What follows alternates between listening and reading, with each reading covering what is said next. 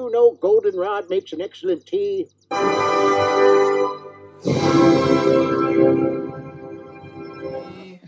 Happy birthday to me. Happy birthday, dear Aaron. Me. You are a sad, strange little man, and you have my pity.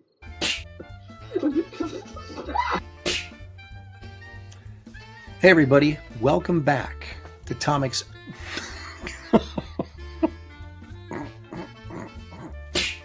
veteran of the comic book industry for 30 years. I'm a writer, I'm an artist, and this sucks.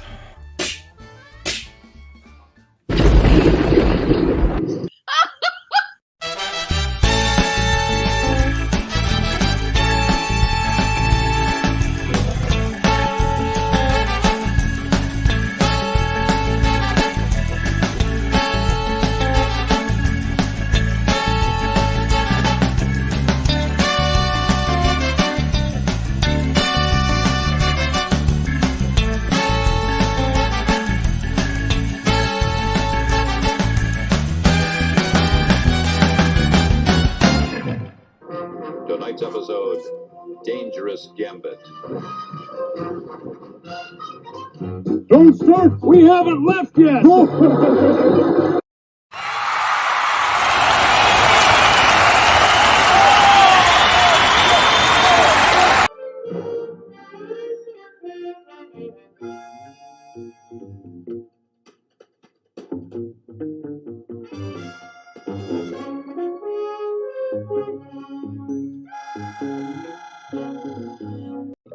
She cooks nothing but chuck wagons, stew.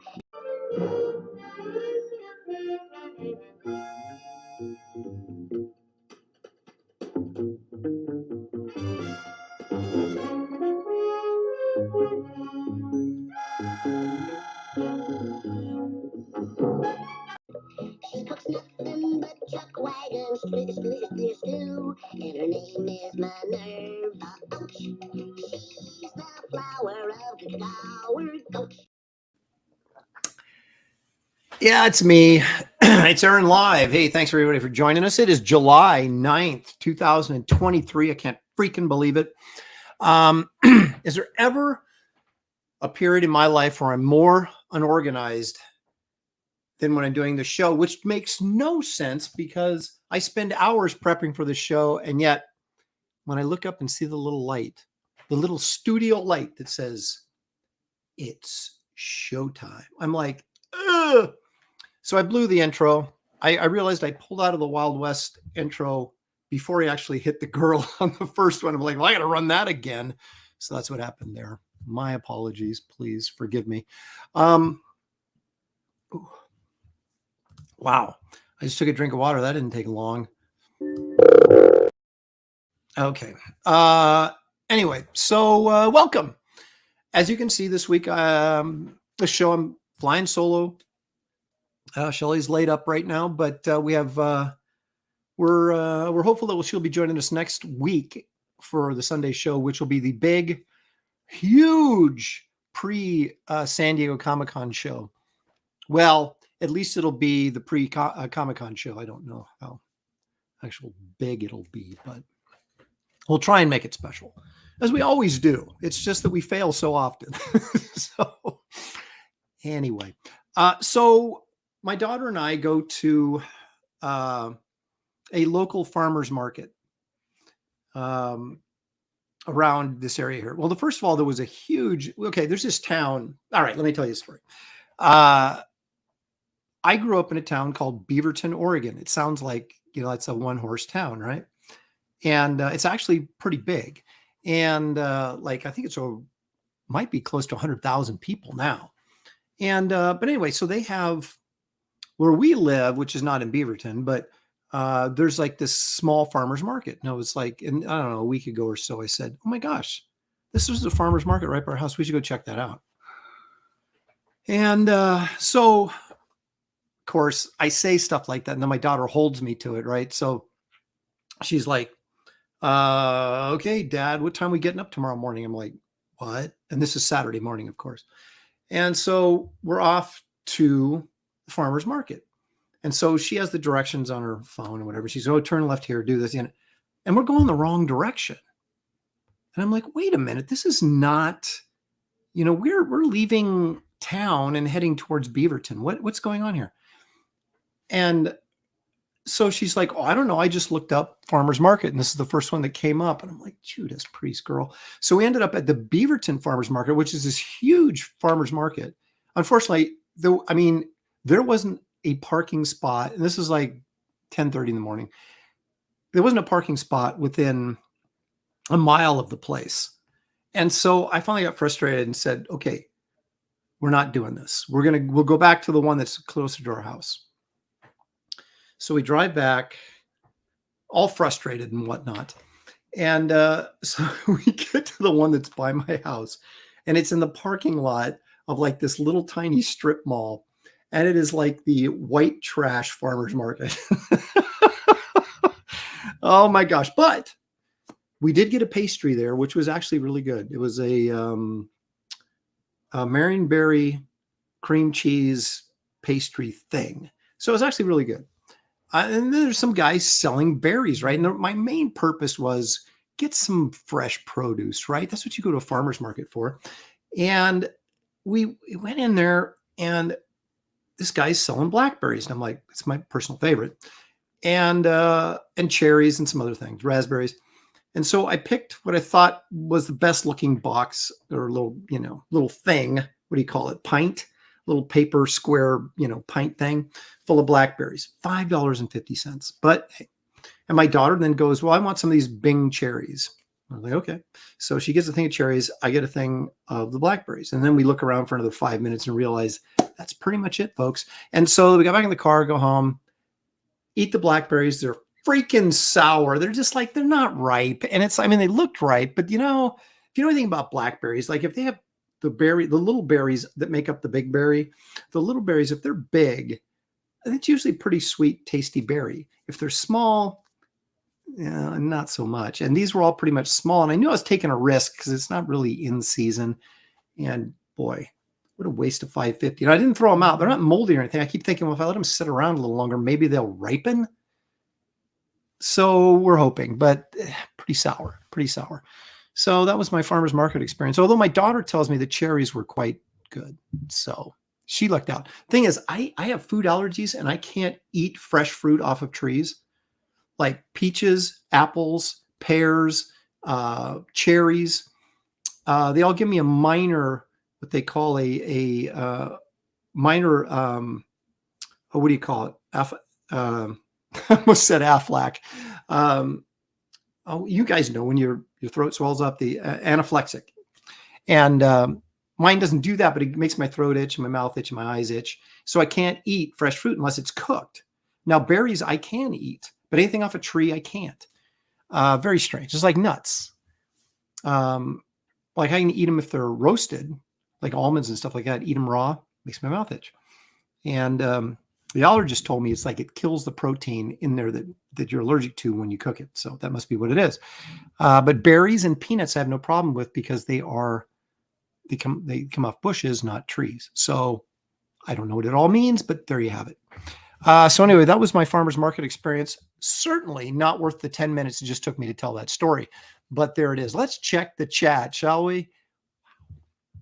Eric the Guapo was the first one in. Eric, I want to thank you for joining us, but you get nothing for being here first, except my thanks. He has a hard time spelling perfect. There's perfect. Hello, Aaron. Oh, there's leg kick. Leg kick is here because leg kick, of course, is almost always here. But then we're back to prefect. He still didn't get it. Perfect. Got it. Okay. That's our Eric the Guapo thread. Randy Howell is here all the way from Canada. Says he was the first one to hit the like button. I'll take your word for it. Citizen Ronan is here. Huron. Why do I always do that? Huron the Steadfast is here. Geek Avenger.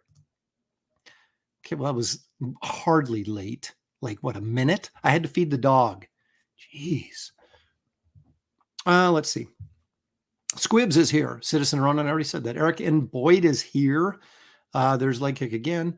Mighty Joe is here. Mighty Joe Young is here.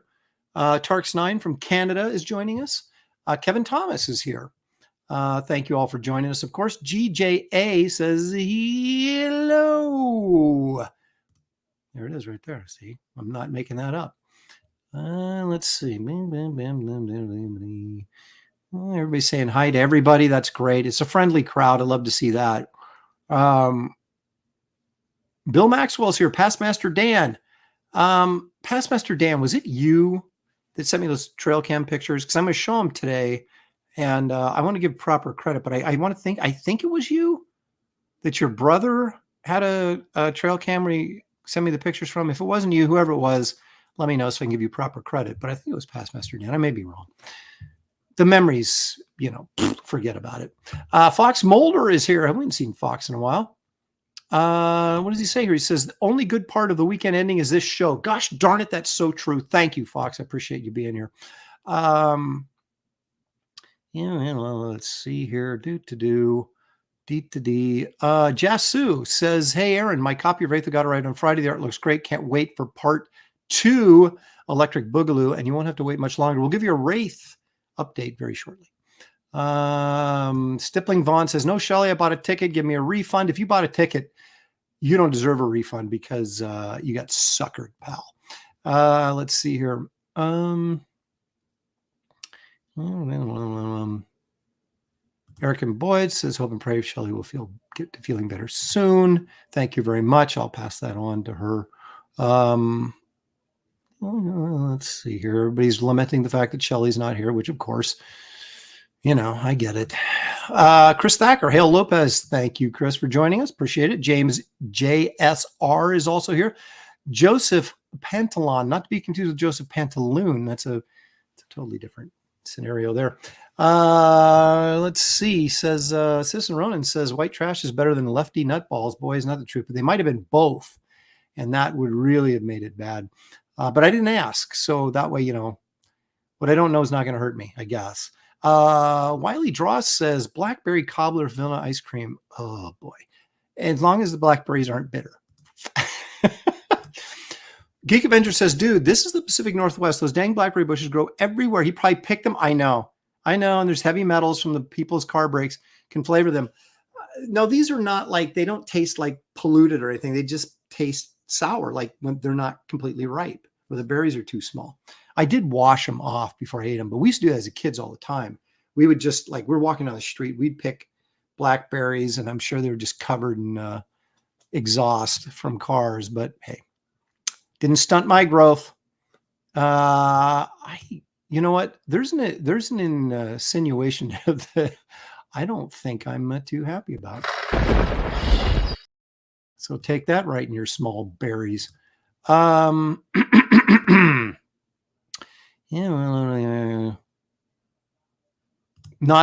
Zod says Aaron gets revenge on the trees by drawing on their corpses. Exactly. And then maybe I'll recycle them. Now, this is interesting. I was allergic to tomatoes as a child. Just tomatoes? That's interesting. I'm not allergic to tomatoes, although they are a fruit, right? But it's not a tree fruit. It's a bush fruit. So I do okay with tomatoes. I actually like tomatoes. A lot of people are just grossed out by tomatoes. They'll eat ketchup, spaghetti sauce, pizza sauce, but just tomatoes, they don't do it. But I'm totally down with it, man. But my parents were, my mom, as you know, is almost 92. So my parents were of a older generation.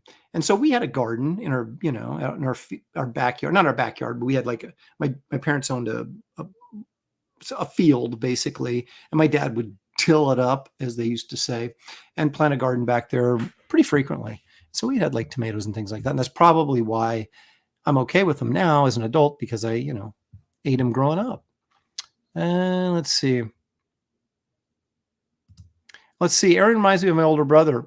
Thanks a lot, Geek. I've met you. You're not exactly a spring chicken, pal. Aaron reminds me of my older brother, but I'm here as a friend and heckler to keep him humble. I appreciate that. Humility is a good thing. Let me try that again. Quoth the Raven. Lewis Bry Raven is here. He has to cook dinner. Be back as soon as... Be back in a... Shouldn't that be a minute? Be back in a... I don't know. Christina Lynn is here. Hey, Christina, you know what? It's not going to be long before I'm going to be employing your services to do some proofreading. So get your glasses on. Let's see. Past Master Dan says it wasn't him who sent the doggone it, who sent me those pictures? The Geek Easy is here. Robert Dune is here. John McClanahan. He's going to throw in my favorite cover, Namer 51 by Lopresti and Timothy Tahui, Blow Out in the Bayou. John, if that's your favorite cover, then you need to get your eyes checked. But I appreciate you saying that. That's very kind. That was actually the first cover I ever did, but it didn't get published first because the story sat in a flat file at Marvel as an inventory story for a couple of years, and which is really sort of embarrassing because it was one of the first jobs I ever did, and it's not that great. And then you start getting a rhythm. You're thinking, okay, yeah, I'm doing all right now. I think I was working on Sludge at Malibu, and then that Namer issue came out, and I'm like, yeah. But it's the life of an artist, right? I appreciate you though mentioning me and actually knowing that I did that cover. Nosferatu Zod says he was scalping out front for me. So basically he was the one collecting money for the tickets. I don't get any of that. I don't care what he says. He's pocketing all that stuff. John Smith, has that been officially announced? I guess because I'm assuming Josh didn't send you a text. But yeah, it's true. My son and daughter-in-law are having a baby, so me and Shelley are going to be grandparents. How about that? Yikes! The grandkids are a great thing because you get to go play with them and they get to leave, and somebody else has to take care of them. Bam! So looking forward to that. Mike McCann's here, wishing the best to Shelley. Eric's saying peach cobbler vanilla ice cream is much better than blackberry bullcrap cobbler. I don't know how to take that. Don't diss on the blackberries, man. I don't know why I'm such a blackberry fan, but I always have been. Okay, that's disgusting. I never would have. Oh, Eric the Guapo said that. Yeah, well, it's possible. I would believe that. Oh. Oh.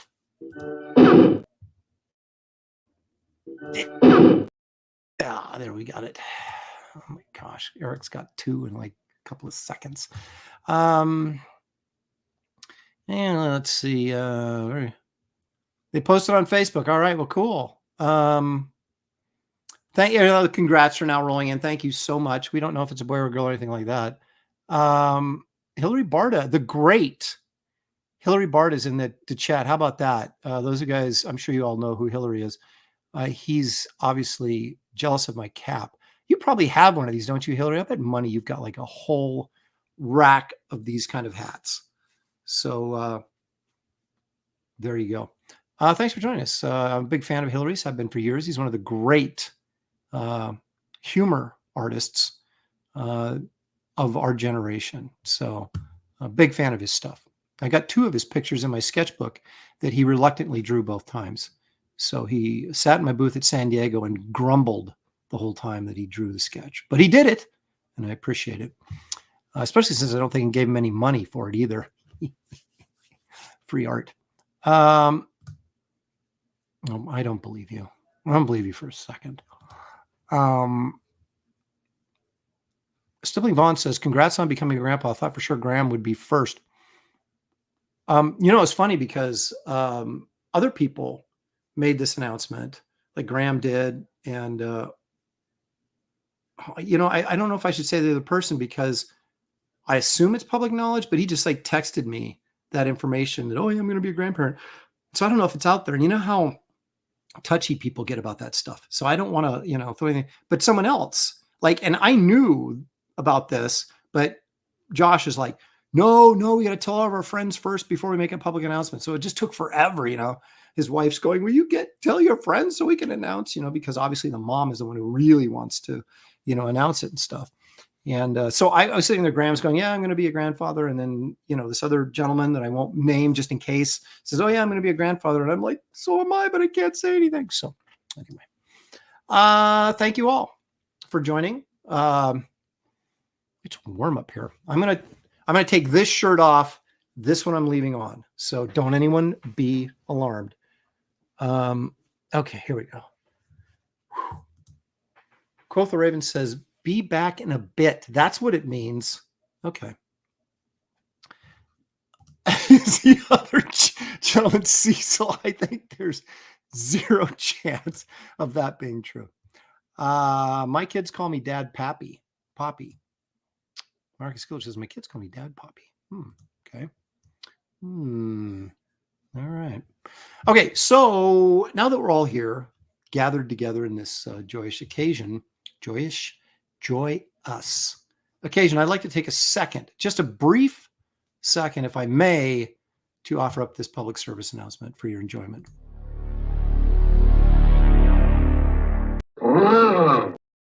That's right. Like and subscribe. Just do it as much as you can and as often as you can. Tell your friends and family to like and subscribe, because that, ladies and gentlemen, is how we grow this channel. And I know that every one of you thinks, my gosh, if I could just have more of Aaron and Shelley in my life, how much better it would be. I know you're all thinking that, so make it happen by spreading the word, and let's keep growing this channel. We are knocking on the door of 3,000 subs. I don't know, if I get like a ribbon or something, if that happens, but just, I would love to hit 3,000 subscribers just so I can say, hey, I've got 3,000 subscribers. So we're there, almost there. So if you haven't liked and subscribed, please do. Is that like sounding too, like I'm begging too much?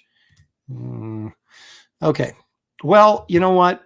We can't really start the show off correctly without doing this. Let's all go to the lobby. Let's all go to the lobby. Let's all go to the lobby to get ourselves a treat. Raisinets in my... Ooh, there it is. Everything's backwards. And this is the dark chocolate kind, as you'll say, which are far superior to the milk chocolate, I just got to say. Raisinets are the best movie candy ever, in my humble opinion. I do have some Pocky left. The Asian pleasure stick. Wow, that did not sound good. This is chocolate-covered shortbread, but it is an Asian type thing that you would get like in the Asian section, food section of a grocery store. I still got some of those left, but I'm doing the raisins. Asian pleasure stick. Wow. Don't repeat that. They're chocolatey. They're chewy. They're delicious. Raisinets, folks. Raisinets. George LeCoultre says, meh. Meh. Are you kidding me? Come on, man. Weird coded language. Yes. I'm sorry, I don't know why I thought it was so funny, but he has Swedish meatballs. Milk Duds and Red Hots. The thing about Milk Duds is they're like, they require too much effort to chew. And they have that kind of gritty, sugary stuff inside, right? I mean, it's like, it's kind of caramely, but it's sugary and it's gritty. I don't like Milk Duds that much. I'll eat them. Don't get me wrong. Anything with chocolate on it, I will eat it. But I'm not a big Milk Duds fan. Oh, look at this. Evil One says, Aaron reminds me of a raisin.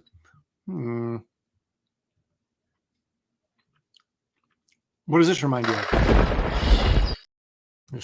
Just curious. Yeah, Kevin Thomas, Asian pleasure stick. I thought this was a family restaurant. I know. I'm so embarrassed that I said that, but you got to own it. Oh, now this might be a little bit too much information. Let's see. Raisinets were good, but I can't eat them. They tear my gut up. I can't eat grapes, raisins, or drink grape juice. But wine doesn't seem to bother me. I wonder why that would be.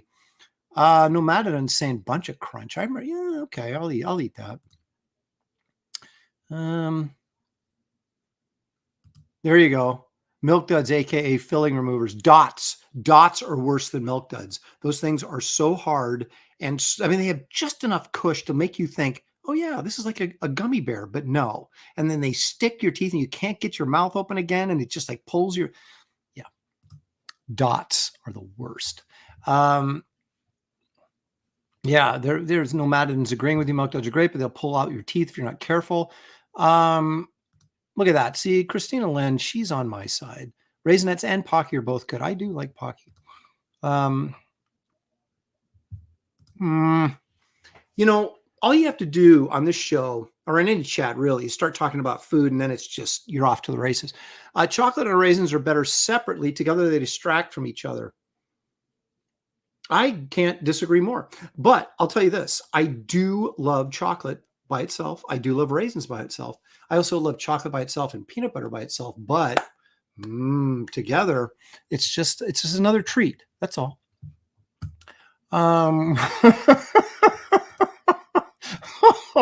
Please don't. Oh, Marcus Killigrew. I used to be that way. I'm not that way anymore. I wonder if it's because I hit a certain age, but yeah, man. Well, I told you guys a story that when Shelley and God, we just married or we were engaged. I can't remember. We were in New York City and I was going to Marvel, but we stopped to see the World Trade Center. Unfortunately, it's no longer with us. But right kitty corner from the World Trade Center was this hamburger joint. It was like right on the corner and kind of open air. You know how they are some in New York. And so we went up there, got a couple burgers. We went and ate the burgers in the, what do you call it? The concrete area right in front of the building. What would you call that? It's not I'm going to say the lobby, but it's not the lobby. It's the, whatever, patio area. I don't know. And so we sat there on a bench and ate these hamburgers. By the time we got to the subway, she was puking up in the garbage can. So I didn't agree with her. A little too greasy, perhaps, but not me.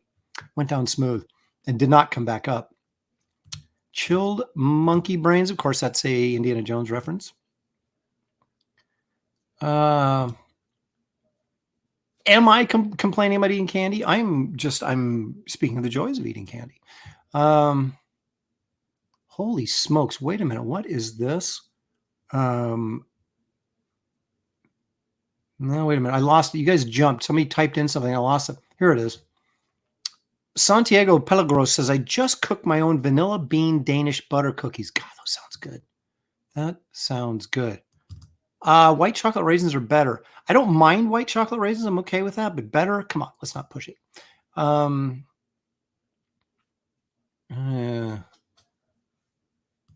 You know, you were right. Those suckers from C's Candy. Oh my gosh. If you like bite down on them, your teeth are history. Russell Stover pectin jelly beans. I don't know. That's not anything with pectin in it. Doesn't sound like something I want to try. Rat burger and French fries. It may have been. Oh my gosh. There's something seriously wrong with Eric. Chocolate and mayonnaise. There's something about, he's like hooked on mayonnaise. Apparently, chocolate and mayonnaise complement each other very well. It's a perfect combination of sweet, creamy, and salty. That's gross. That's just disgusting. Excuse me. John Smith with the word of the day, plaza. That's what I was thinking of. Plaza. Rotunda. I don't think iodine. I don't think that's quite it. I think plaza is what I was looking for. Yeah, let's see here. Justin Sides here. How about that? Raisinets are one of the few snacks where it doesn't matter what brand. They all taste identical. It's good too, see? Makes it easy to buy. Lopresti must mean something about food in Italian. I don't know what it means. I should look that up, shouldn't I? Let's see here.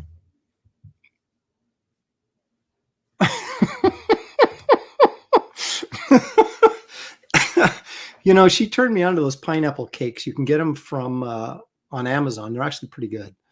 Little pineapple cakes. But yeah, I would not say that.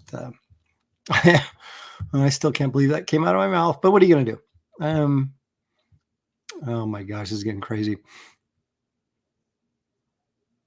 Okay, so Eric is finally coming around to seeing things my way. Thank you. I appreciate that very much. Oh. Aye, Corin Kaiser Stone. You know, Corin. Jeez. Coran Kaiser Stone. But all I have to do is call him Kaiser because we're friends now. So Kaiser was on Graybeards 2 weeks ago, and he's in the chat. Thanks for joining us, Kaiser. He's saying when you're on a budget, the 99-cent store snack sneak in is the plan. 99-cent store snack sneak in. Is that an East Coast thing?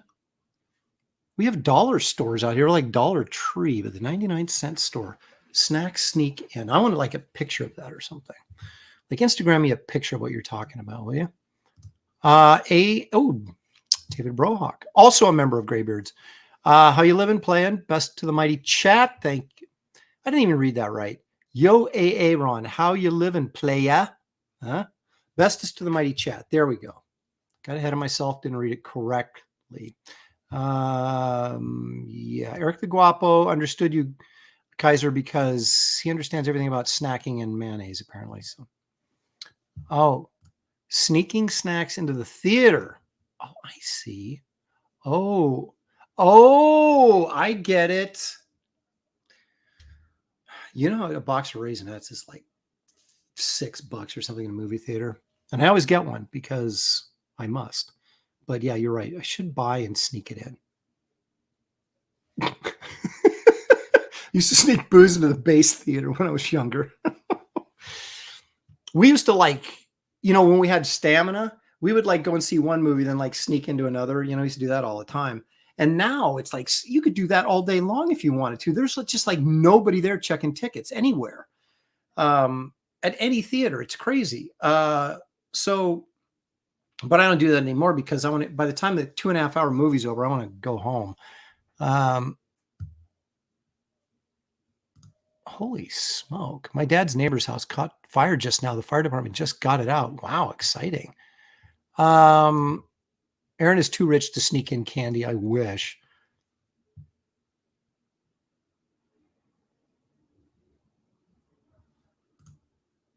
Lopresti, okay, thank John Smith, thank you. Looked it up, and Lopresti apparently means occupational name of someone in service of priests. I don't like that at all. I think we're just going to get rid of that and pretend I never read it.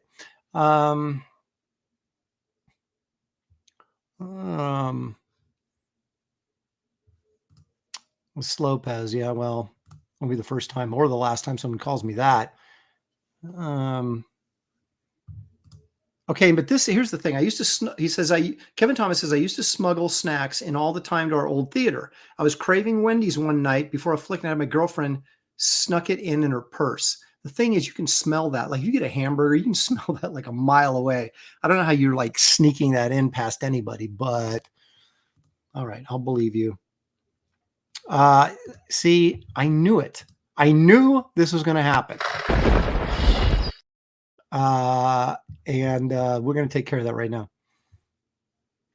All right. See now, oh my gosh. Okay. Hillary, I should blow you up for this, but I said it myself. So it's I deserve this. Does one serve as priest with an Asian pleasure stick? Get me out of here. Okay. Dan Genovese, the pizza man, is just stopped by. I know I'm in a salty mood, apparently. Oh,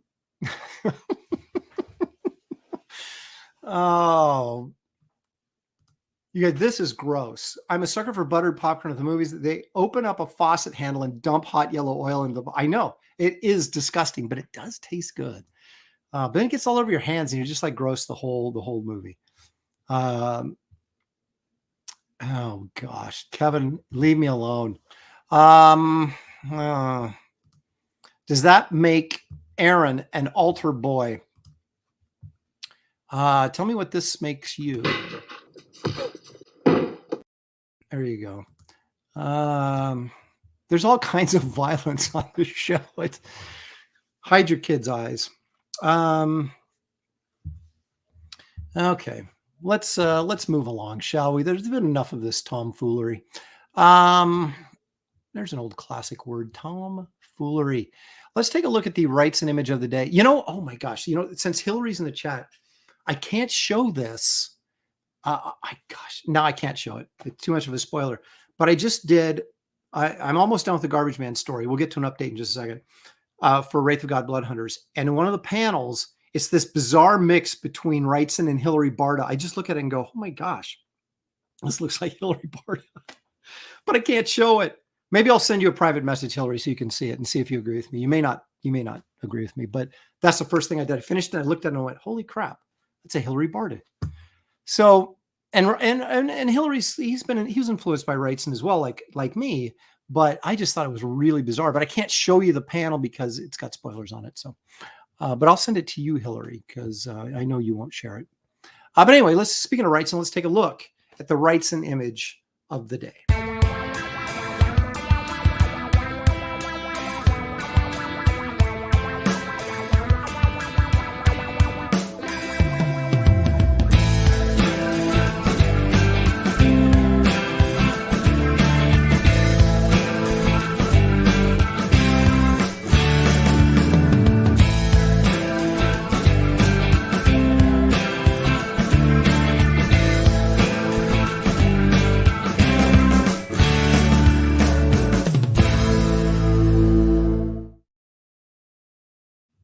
Now you can see with that picture that I didn't really identify it because I'm really not sure.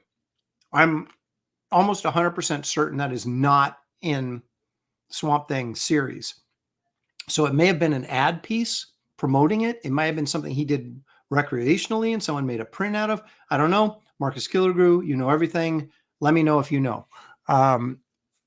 But that's a nice picture of Swamp Thing. It was watercolored. So that's the other reason I know it wasn't in the comic. And plus, I'm very familiar with that first 10 issues of Swamp Thing, which Wrightson did, of course. And that is not in there. And plus, it had the little quote he likes to use. It was on a look back too, about, someone behind me, dread or whatever, following me or whatever. So I don't know exactly what that was for, but I got to imagine it was probably like some sort of convention thing or a promo piece that DC Comics used before the book came out, or maybe after it came out. I don't know. No, I didn't. The one I showed last week was the guy throwing the pie that had pie carved in it. And the week before was the unfinished Swamp Thing piece that was like supposed to be a splash page, and then he changed his mind and didn't use it. So Eric, don't act like you know stuff.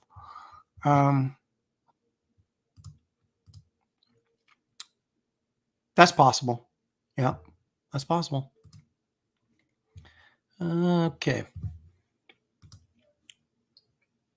But it's all speculation until someone actually comes up with a big answer. What have I got today? I've got stuff to do today. What have I got? Oh, let's do this. I'm not doing any comic books today. I know. Bummer. I was just scurrying about like a rat. And in fact, there's a great story. What a segue. There's a great story about the studio, which Wrightson, Kaluta, Jeff Jones, and Barry Smith were in New York City. And they tell this story about how it was just infested with rats. And so they'd go along with salad tongs and a garbage bag, and they would pick up these rats and throw them in this garbage bag because they didn't want to kill them. I wouldn't have been quite so merciful. But so they walk out of their studio, out of this building in New York. They walk out of the studio, take the rats, dump them outside, and they all just scurried and ran right back into the building. So there you go. There's a little studio story right on the tail, pardon the expression, of our Wrightson image of the day. But now let's take a look at some other artwork that isn't Wrightson, but very well could be mine.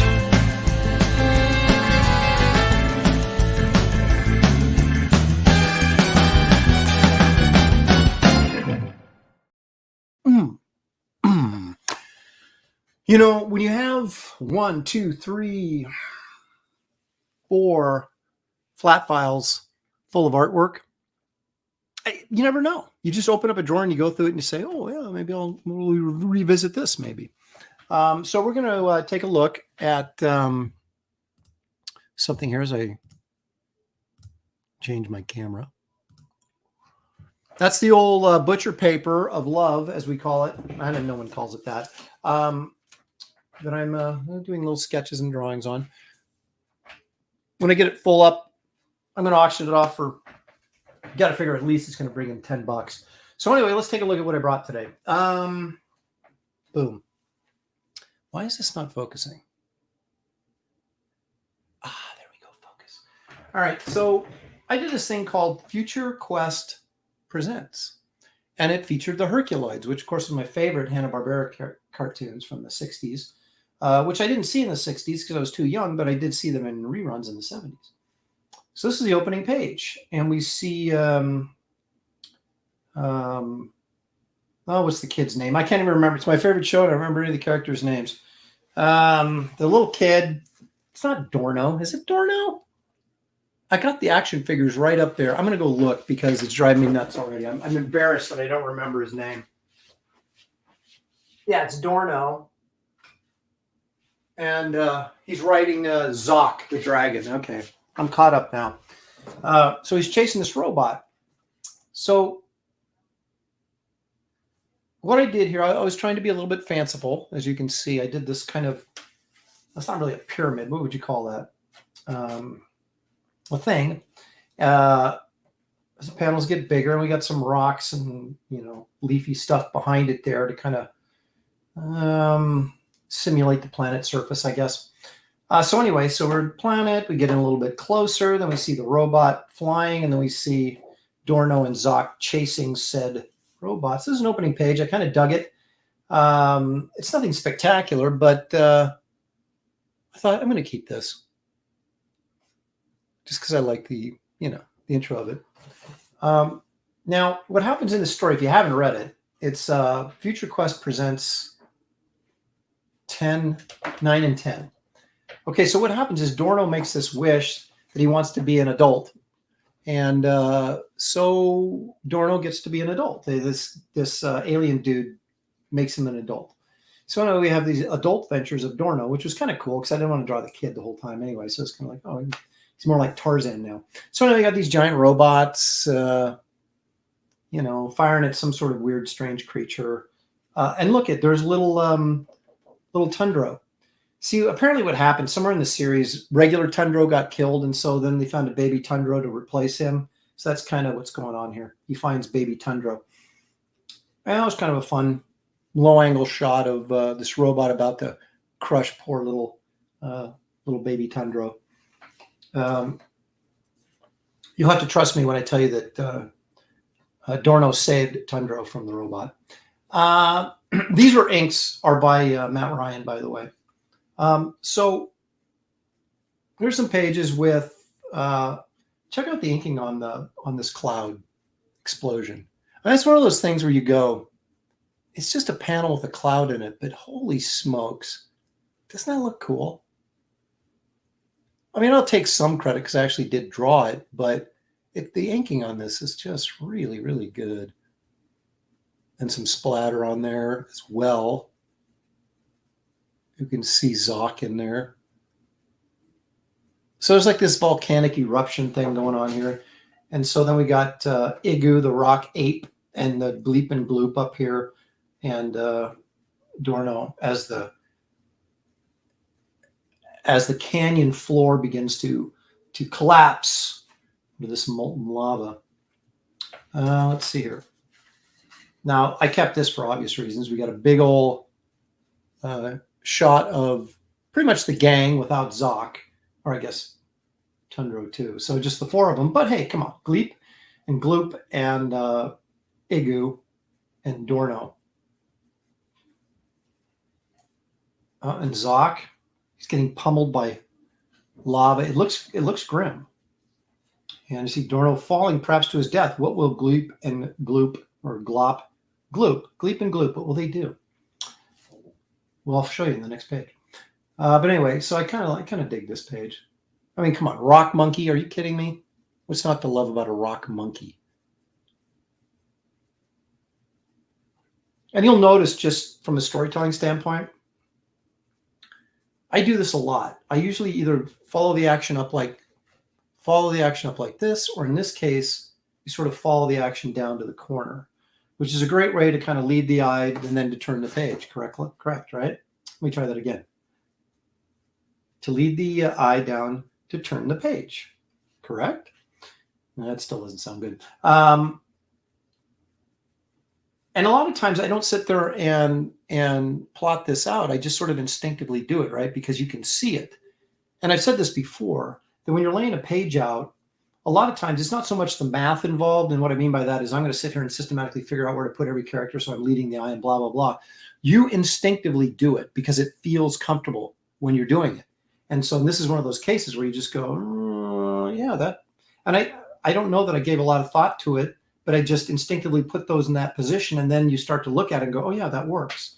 So it's a little bit, or I would say you get as much in instinct as you do.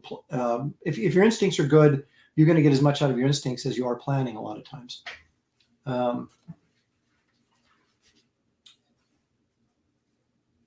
So it looks like, poor Gloop is injured. As you can see, he's got some lava burn right there. But Gleep has turned into a parachute for both of them to save the day. And here's our alien friend. Now you'll notice he looks very Kirby-esque in his design, and that, of course, was quite intentional, just for a little bit of fun there. And again, some more tremendous inking there by Matt Ryan on the smoke clouds. And everywhere else for that matter, but, you know. And then I saved, this was the ending splash page, spoiler. I've got other panel pages from this issue, but these are the more interesting ones. So this is the whole gang right here running at you with new little Tundra. Isn't that sweet? And so it's the new Herculoids, and this is kind of the last page of the issue. Got everybody in there. Look at Gloop or Gleep. One of those guys is smiling right there. He's very happy to be there. Very excited that the gang or the band is all back together. So yeah. The wife gets to ride on the monkey's arm, which is, I think, is very, very chivalrous. Chivalrous. I can't even say it, but you guys know what I mean. There's some chivalry involved there. Anyway, the best part, of course, you got a big rock monkey. Who cares about the other stuff?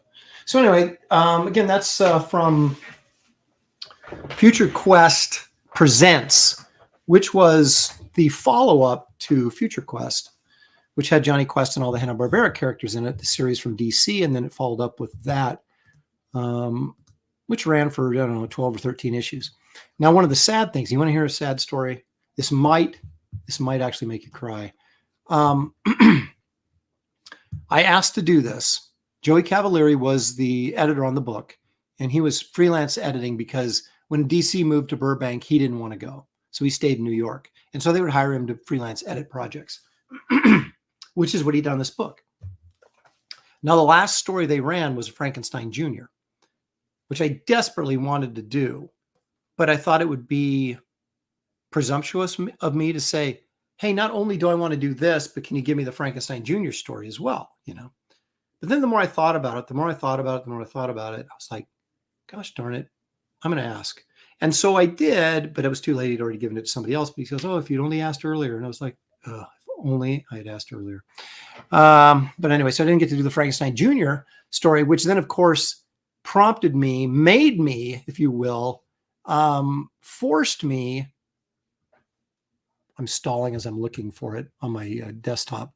Forced me to buy David Williams's rather brilliant Frankenstein Jr. piece. Why can't I find it? Did I put it in miscellaneous art? Did I? Survey says no. I just cleaned up my desktop and I can't do a thing with it. Bump, bump, bump. Yeah, I don't know. Anyway, I've shown it on the show before. It's brilliant. And so I got it from David Williams. If I had done this series myself, I probably wouldn't have had to buy that from David. But you know, it worked out. So I got a nice Frankenstein Jr. piece. David got some money. Everybody celebrated. Okay. Oh. All right. Oh, I do want to show you guys something else. Speaking of babies on the way, and my son had a birthday on the 4th of July. Some of you guys that are Twitter people or Facebook people or Instagram people may have already seen this, but what the heck, we'll share it again. This is, of course, Spider-Man. I guess it technically you'd call it a painting I did for my son for his birthday.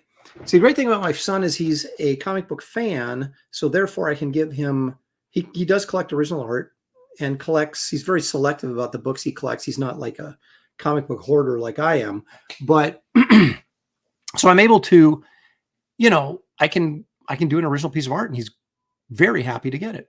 And so this is what I did. So this is pen and ink. And then I use those of you guys that watch Graybeard Studio regularly, I use a thing called the thing, the Zig pen. That's what it is, and it's a Chinese. Is it Chinese or Japanese? Chinese calligraphy pen, I think. And that's what I used to ink this with. And then I colored it with watercolors. Because the great thing about the Zig pen is it really, when they say permanent ink, it really is. It doesn't bleed under the watercolor, which is cool. And then the background is acrylic. What I did first was if you look here, this darker purple right here, that was the whole background, and it was just too dark, right? Because I thought, well, red and blue together, it's going to make purple, so I'll use purple as the background. That should work. But it was too dark. And so first thing I did was I added some of these kind of ochre yellow spots in there. And I thought, well, thinking somehow that might mentally lighten it up. And it looked kind of cool, but it didn't really help the situation. Then I thought, well, I'll put some darker blue spots in there. And then that didn't really help either. So I said, you need to go back in there with a much lighter violet color. And so I just added some more acrylic white to it, mixed it up, and then laid in this layer. And you know what? It ends up looking pretty good. You got some of the darker purple showing through and some of the ochre and some of the blue there. But the main background color becomes this lighter violet, which then the darker Spider-Man plays off of really nicely. So that was my thought process behind that. And that is now hanging on my son's wall. So there you go. Citizen Ronan says, I already like this on Twitter, so I'm not obliged to like it on here. That makes perfect sense to me. Does the Zig hold up to the Copics? Meaning, does it bleed under the markers? I don't know because I haven't tried it, but I'm pretty confident. And I will say this: the Zig, like if you ink, a lot of guys have gone to microns, right? And I have as well to a certain degree. But that Zig, the black ink in that Zig pen is really dark. And so you can go in, like I was just doing on these garbage man pages, I was filling in blacks rather than, dipping the brush in the ink. And I was using this Zig pen to go in and fill in the blacks. And it looks great. It's a real dark black. Whereas sometimes the markers, if you use markers to fill in your blacks, they just be a little, I'm not going to say gray, but they tend to get a little soft and a little grayish, where that black is just, for that Zig pen, is really, really nice. So even if you're just using it to fill in blacks, it's a great, great tool. So there you go. Now see, Evil One, not a very clean holding line. I didn't want it to. See, that's the thing. That's what I'm getting into. That's what I'm trying to tell you guys. When you look at this stuff, right, that Matt inked, super tight. And this is the majority of what I've done in my career. What I'm doing with Wraith of God and even Garbage Man to a certain extent is trying a looser line quality, right, to get a little more energy in the line, because even though in and of itself, a really perfect ink line looks great. You look at it and go, wow, that's really, the guy had great control. That's really a beautiful line. But sometimes it hardens up the drawing, or it stiffens it up, and it's not as loose feeling as that feeling you get from pencils. So if you go in there with a little looser inks with the intention of trying to keep that pencil energy in there, which is what I'm attempting to do, you have to go with a looser line quality. And so then it comes down to, well, Am I so conditioned that everything, I have to have this perfect inking, Joe Sinnott, Mark Farmer, or am I willing to go and try something that maybe is a little bit more Ron Garney or a little bit more Lee Weeks? And I'm just in that stage right now where I've done super, super clean stuff my whole career. And it's just like, I want to do something that has a little different look into it, a little different challenge. Speak American. Yeah. Okay. Trying. Yeah, that's kind of my thought process. If you don't like it, what can I tell you? Evil Once, he's trying to criticize me. Spider-Man's big toe looks as sharp as a knife. You know what else is sharp as a knife sometimes? There you go. Give you that.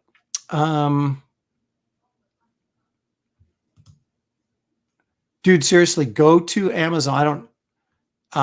Posting links, not something I'm really quick at. Go to Amazon and just look up Zig pen, and you can get a set of 10, I think, set of 10 for like $15. They're cheap, but they're really good. Are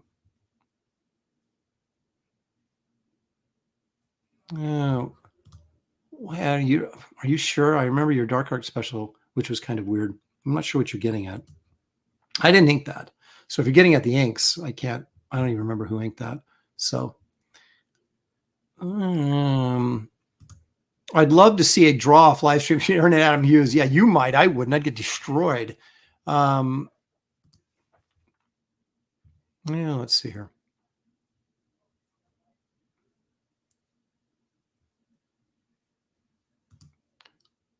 I don't think that's right. Shmoo was a different character. I think you're extrapolating like stretchy, goobery creatures.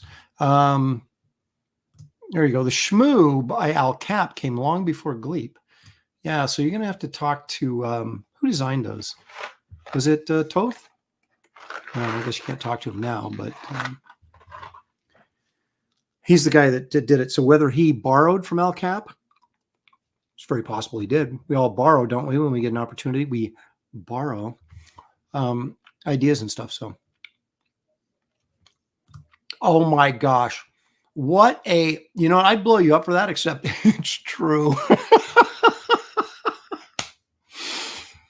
But it's not so much saving money as it is, you just don't know what to get people. So you can give them something unique, like an original piece of artwork they actually want. It's not like it's like, oh, Dad, thanks for more of this. It's something I really wanted. So here's the thing. He wants me to, what do you call it? When you do a, holy smokes, am I old or what? He wants me to remake the cover. That's not the word I'm looking for. But he wants me to remake the cover to Spider-Man 14, which is the first appearance of the Green Goblin. And, so it has all the logos and all the lettering and all that stuff on it. And I've been putting it off because it's a lot of work. But he has this Strange Tales 9.2 slabbed. It's the first, I'm sorry. Well, actually, it is Strange Tales. Because I think it's the first Loki crossover, and he's fighting Doctor Strange. And then it's also the Human Torch is fighting the Blue Beetle. And I think it may be the first appearance of the Blue Beetle. So not the Blue Beetle, just the Beetle, the regular Beetle. And so he's got it sitting there in a 9.2. And I'm just like, ugh. So I got to finish this thing. And I promised him I'd have it before Christmas. So I will get it done. But as I'm racing to get Wraith of God done, I don't want to be working on a cover.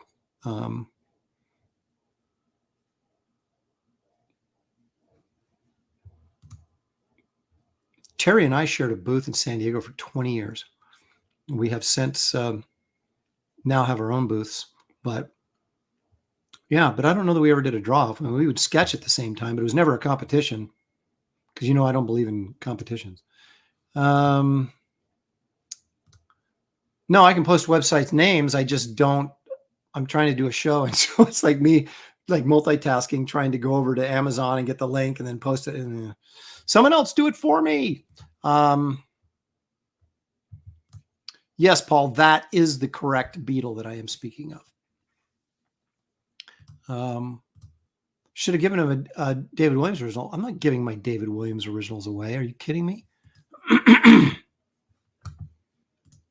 Sequential Treasure says Andy Mushinsky's Inked You in the Dark Arc Annual #2. Thank you very much.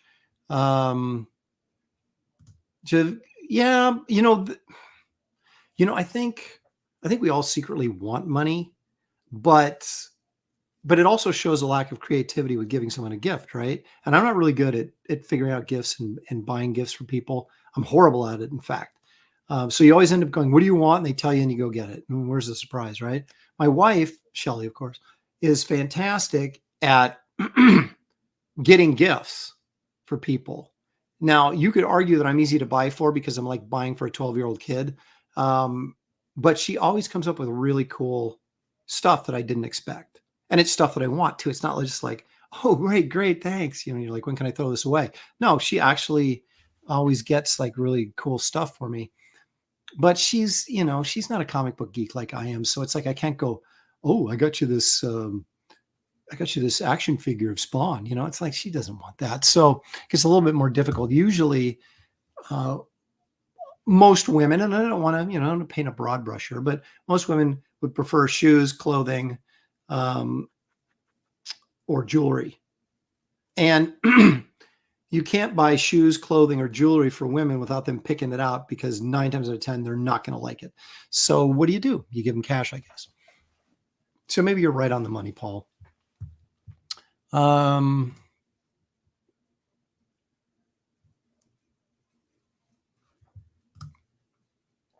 only gifts Paul buys, I buy the ones for the kids. I ask their parents what they want and get that. Everybody else gets cash because most people have all the stuff they want already. And that's true. The older you get, just look behind me. And that's like an eighth of my studio. I got an alligator head back there. I got a Frankenstein, a sideshow big head figure with a mustache on. I mean, come on. I got a signed basketball. I've got original art. I've got Count Chocula back there someplace. Yeah, I mean, we usually buy what we want, right? And then your Christmas and your birthday comes around and everybody's like, well, you already bought everything you wanted. So they're like, yeah, just give me money.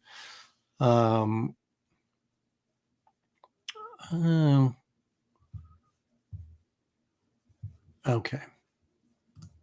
Well, I've been talking a lot, and I guess that's what I'm supposed to do, but there's other things that I want to do.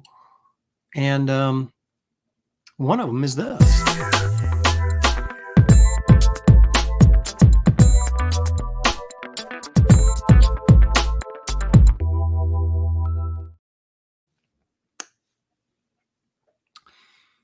This is a ridiculous exercise, okay? I'm going to show you my top 5 comic book covers of all time. Now, there's got to be 100 covers or more that you could say these are my top 5 of all, to get your top 5 out of these 100 covers. So, take this with a grain of salt, right? The only way you can't make a objective analysis of what's, the best cover. You got to go subjectively by what you like. And you have some parameters, right? You say, well, is it dynamic? Is it telling a story? Is it iconic? Is it well drawn? I mean, you just go through all these things, but ultimately, you could pick 1,000,000 different covers, and maybe not 1,000,000, but certainly 100. And I only picked 5. So, we'll take a look at what I've, what's the art behind the dinosaur? Where I just lost it.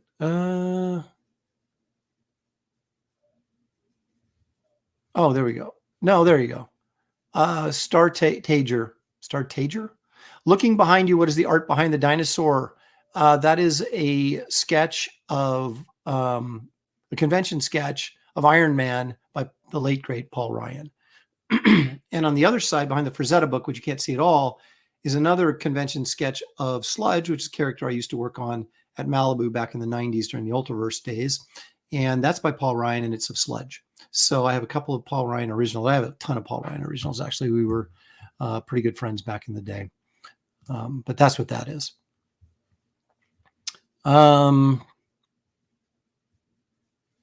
Chris Thacker Lopez. They can't all be Wrightson. This may shock you, but none of them are Wrightson. John Smith. He's already thrown Avengers 57, the first vision. I have that covered. It is a classic. Did it make the list? Did it make the list? Yeah.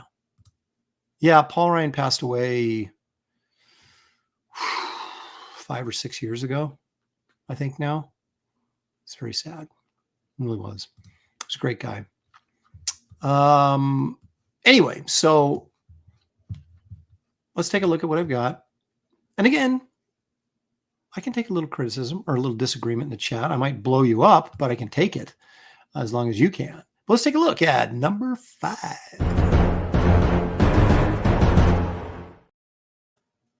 It's still me. But here's number 5. I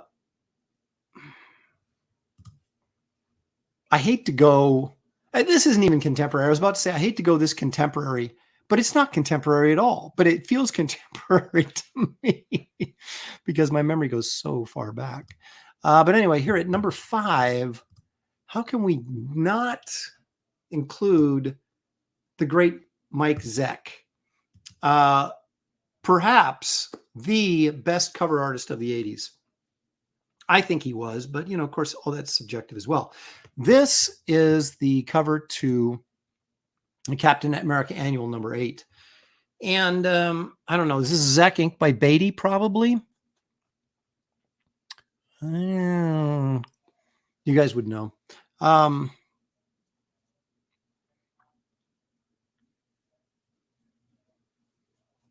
reading the chat real quick here. Okay. You know, all my fond memories are like, oh, they all got to be a couple golden A's. There's got to be silver A's and maybe a bronze age or something. And this being 1986, I was like, how can I put that in there? But truly, this is one of the great covers of all time. How many times has this been homaged? How many times did Zeck actually do recreations of this cover? In fact, he did so many that he finally said, I'm done. I'm not doing any more of these. So yeah, this is a expensive book, and expensive, I mean that relatively speaking, for an 80s book. You know, it's like, I don't know what it is. I have to look, but it probably $60, $80, somewhere in that neighborhood, all because of this cover. So, you know, what do you say?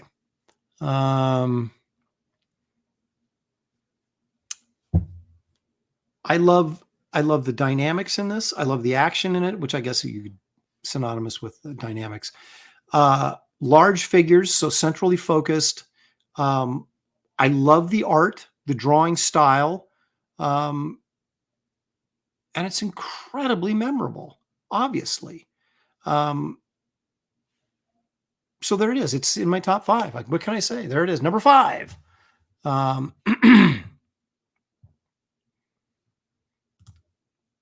Yeah, I could have put that in here very, very easily. And perhaps I will, maybe I did. Yeah, Stranko's awesome. 227. Why is off the detective best cover of all time is Batman 227 by Neil Adams, not open for debate. I got it, but I got to remember which one it is. I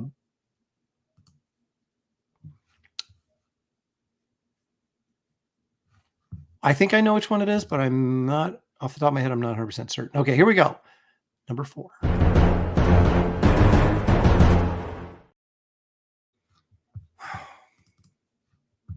This is just simply one of the best covers of all time. Actually, somebody, I can't remember who it was. I think it was last week or 2 weeks ago, was kind of downplaying the importance of this cover.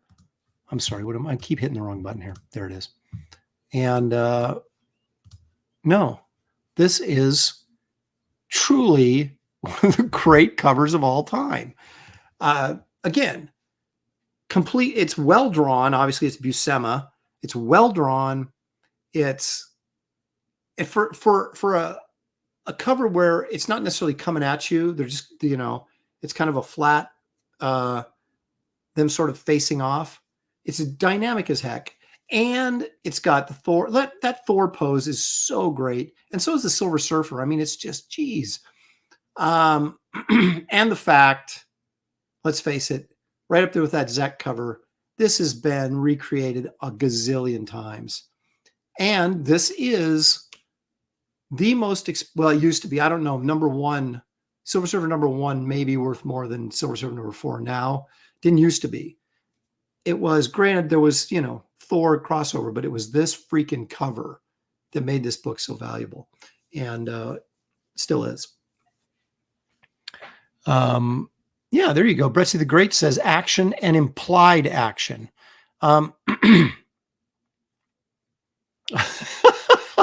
Travis Patrick Perrick says you should have top 5 worst covers. I could do it, but I might insult some people, and I don't want to do that.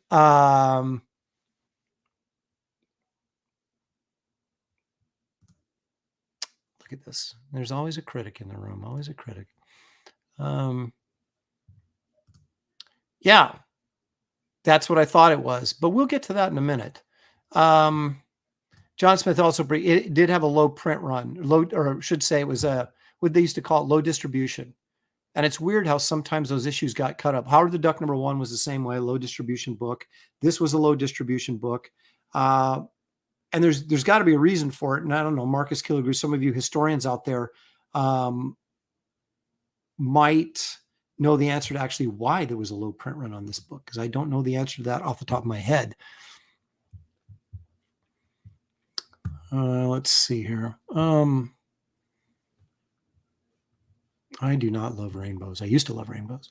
Okay. Let's move along here. Number 3.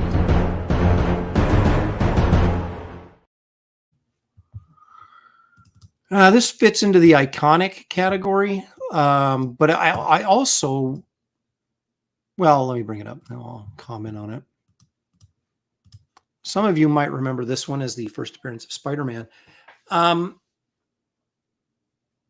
It's classic, obviously, because it's the first appearance of Spider-Man, but it's actually, and this is by Jack Kirby, which is very interesting because for Kirby to draw a thin Spider-Man, which is basically what he did here, it's pretty remarkable. So I guess what happened was, as the story goes, you guys correct me if I'm wrong, because I am willfully will impart incorrect information if I can.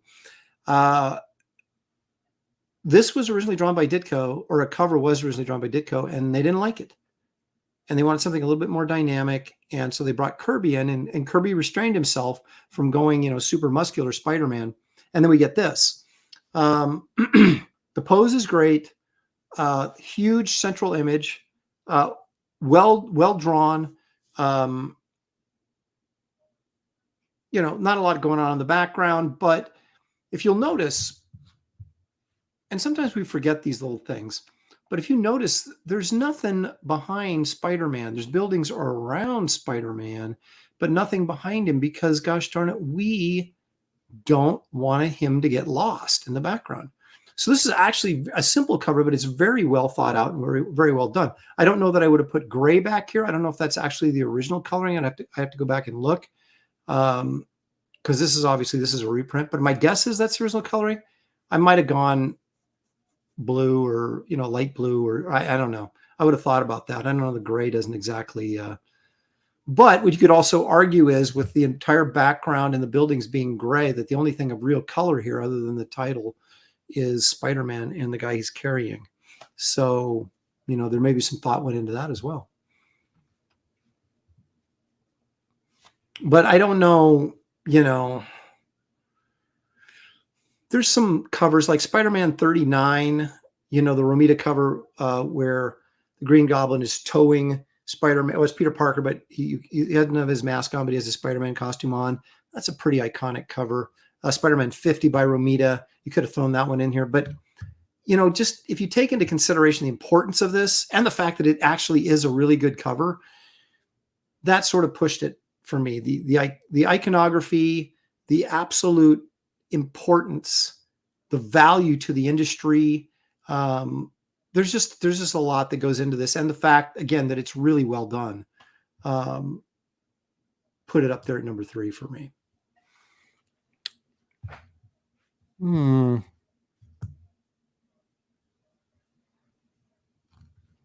Evil One, of course, always with a critical eye. He looked ugly. Yeah, well, he's a thug. So there you go.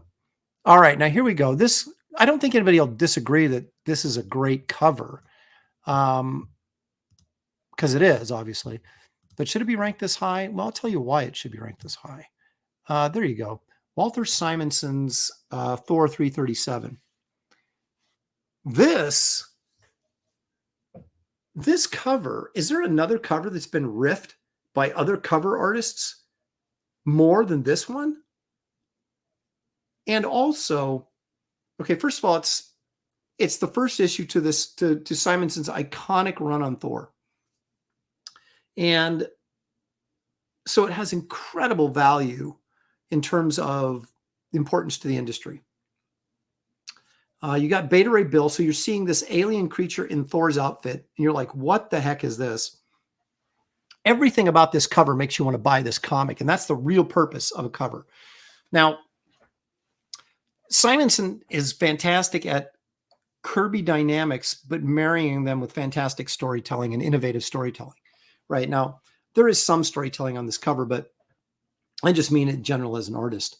But this particular piece, you have the Kirby dynamics, but you have this cleverness of Beta Ray Bill cracking Thor's the logo. And I may be wrong, because I often am, but you guys, correct me if I'm wrong, but I think this is the first cover where a character was interacting with the logo like this. And not only has this cover been ripped off by other artists doing covers, Simonson wouldn't have done a recreation, I don't think, of this, but other people have. I mean, what can I say? It's so simple. The white background, the image, it's just, you're focused on what you're supposed to be focusing on, and it just blows you away. I was not a Thor fan, particularly at the time this came out, and I wasn't really all that aware of who Simonson was. So we're talking, what was this, 1983, I think? But I saw that and I was like, geez, I got to get that. You just kind of knew, even as not just a reader, but as a collector, you're like, this book is going to be worth something. And I remember it came out and I didn't get it because I was always about everything. And I was always, I would find out about stuff after the fact, and then I'd go. I'd start obsessing over it. And then it was like, okay, I've got to get this book. And so I was at a comic book show in Portland, Oregon, and somebody had this, and it was literally weeks after it had come out. The next issue had not come out yet. And I get a load of this. You're going to laugh, but the guy had it marked. He was selling them for $6 a piece, right? And it's a 60-cent book. And I was outraged. I was like, I am not paying $6 for that. So I didn't get it. It wasn't until years later I got it. I probably ended up paying $20 for it when I finally got it. But I was like, $6? I'm not paying $6 for that. And well, anyway. So that's the moral of that story. Don't be dumb. Get it while it's cheap. That's another point right there. Chris Thacker says it was groundbreaking to see someone other than Thor holding the hammer. And that was the other intrigue about it, right? It's like, wait a minute, no one can lift Thor's hammer. Who's this guy? Leg Kick is putting out the Spider-Man #1. It has. Who knows? Maybe if you take everything into consideration, that's the most homaged cover. But it's not one of my favorites. And again, that's a subjective thing, not a. There's no right or wrong answer. That's right, Ellie. He knows you can't fool old Thrifty Aaron. This was young Thrifty Aaron. Because even when I was buying comics when I was in high school, I was still a collector. And I was like, I had to get value in my purchase. And so I wouldn't pay the $6. I mean, it's so dumb, but because I just thought it was outrageous. 60-cent comic. This is 10 times the cover price, and it hasn't even been out a month yet. It was those combination of factors. Now, another thing I discovered late was the Punisher miniseries by Zek and Stephen Grant. And I discovered that after I wasn't a Punisher fan. I mean, I was a Spider-Man fan, so I knew the Punisher from, Spider-Man. But I wasn't necessarily like a Punisher fan. But I did kind of dig the Zach covers, and I was looking at that going, I'm not going to get the Punisher. But then everybody was talking about it. Oh my gosh, this is brilliant. You got to get this. So I'm like, so I go back to get it. And of course, it's jacked up in price. So I had to pay more for it, but I got it. And I think by the time the 5th issue came out, I bought that when it came out. But yeah, a day late and a dollar short. Wait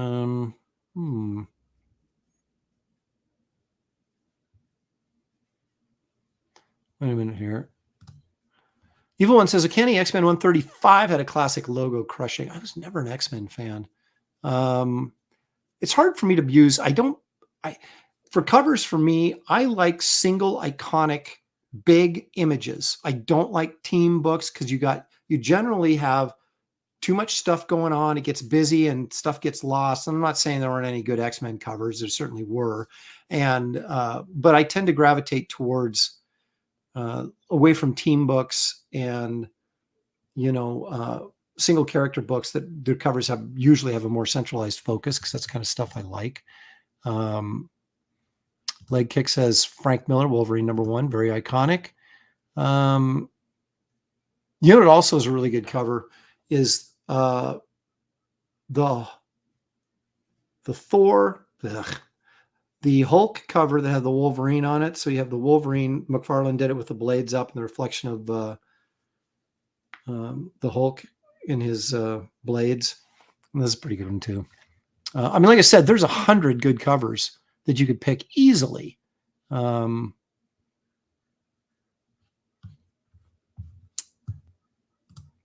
now you're probably saying, okay, Lauren, that's 4. Yeah, okay. What about your 5th one?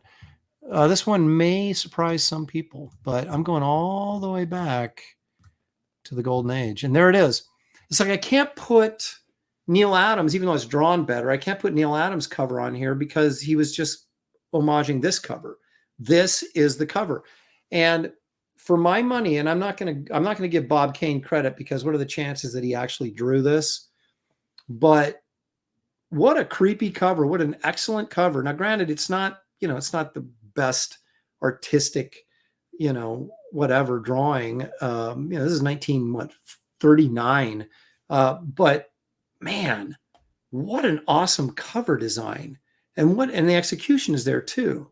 I don't know. I did a list of covers, but I did best top 10 covers of each decade. I did this on my blog years ago. Now, since I've redone my website, all that old blog stuff has been lost, so I'll have to redo it again. But I had top 10 covers of the Golden Age, top 10 covers. Well, actually, it was top 10 covers of 1930 through 1950, then 1950 through whatever, then the Silver Age, then Bronze Age. And I didn't go beyond that because I didn't want to insult any of my friends who were still alive that were, doing stuff in the 80s and 90s. So I didn't ever do the top 10 covers from those decades, but I did previously. And this one was my top cover of the Golden Age. And again, you could say, maybe this is number 8 for me. You know what I mean? But for me, it's just, considering the time it was done in, this is easily the best cover of the Golden Age, in my opinion. Although there was there isn't a ton of great Golden Age covers because the draftsmanship just wasn't there. But a couple honorable mentions I wanted to throw out here from the Golden Age. This is Alex Schomburg's best cover, in my opinion. And I almost put it on this list. If I had to pick one book from the Golden Age that I could have, it'd be Captain America #1. But if I had to pick a second one, and not just for value, I'm just talking about just a book you'd like to have, it'd be Captain America #1. If I got another one, it would be this, just because I love the cover so much. Usually Schomburg's covers were super busy, right? And they had all the characters were about the same size, and they were just like, they'd blow you away because they were so noisy and so busy that they didn't really differentiate themselves from each other. They may have from the other comics that were on the stand, but if you lined up a bunch of his covers, they all pretty much look the same. However, this is the one that differs because you have these three huge figures and all the little Nazi soldiers are all tiny and stuff. And it's just a great design, a great idea, great execution. So didn't make the list, but it could have. And then I want to show you this one too, because this is just one of my favorite covers from the Golden Age. I don't even know who drew it. I have to go check it out, but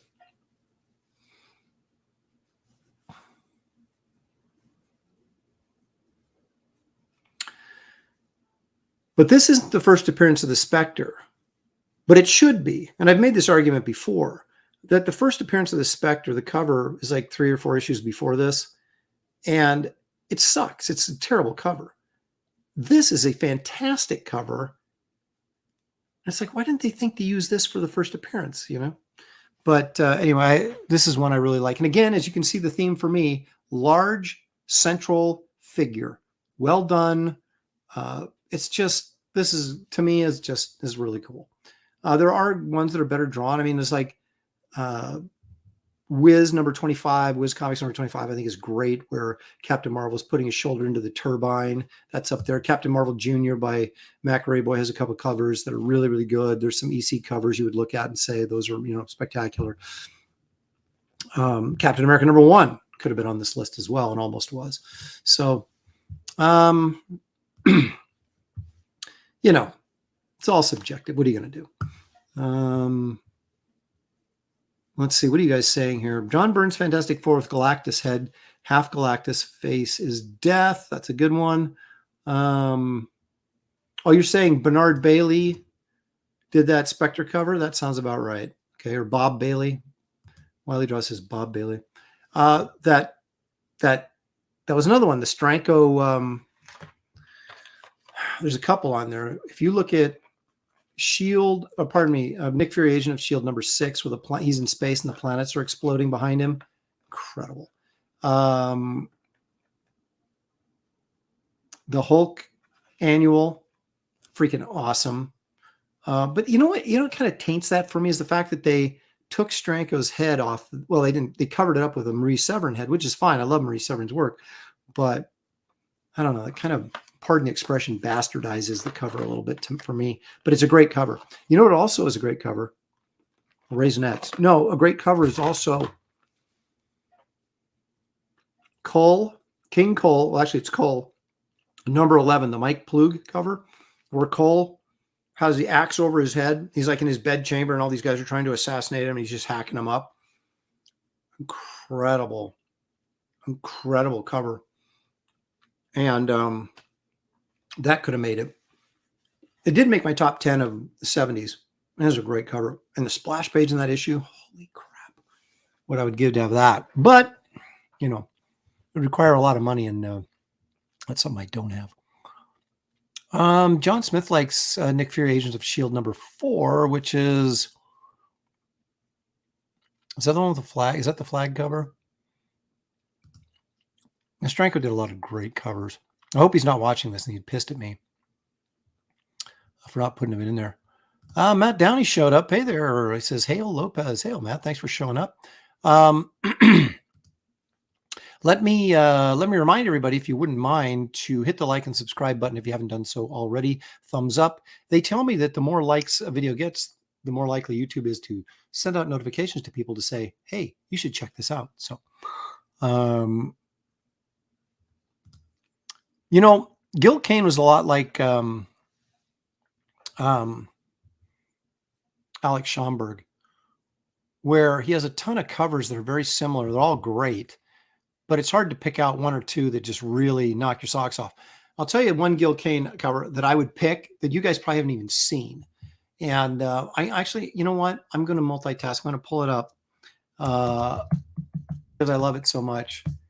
And you'll notice the theme of it and why it probably is one of my favorites. I got to remember what number it is. No, it's not that. It's, let's see.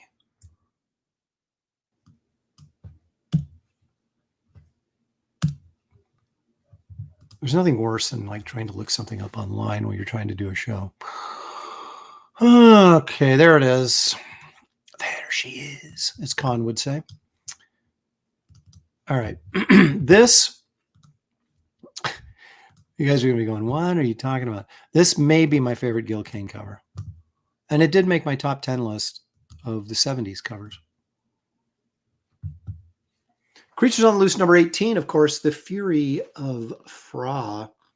So it has, this is Gulliver, a Mars story, which is Gulliver Jones, which is basically a John Carter of Mars ripoff. And this is a great series. I love this series in this comic. They ran about, I think it started on issue 16, went through 23. So it's 8 issues. He had this little pterodactyl buddy partner of his. And instead of the people of Mars being red-skinned in this series, they were yellow-skinned. And I just love this powerful monster just coming right at you. John Carter up here being captured in his fist. And it has those great little 1972 Marvel, box that I homaged on my campaign, one of my campaign covers. Speaking of which, is it rude to promote your own stuff on your own show? I don't think it is. I don't do enough of it, gosh darn it.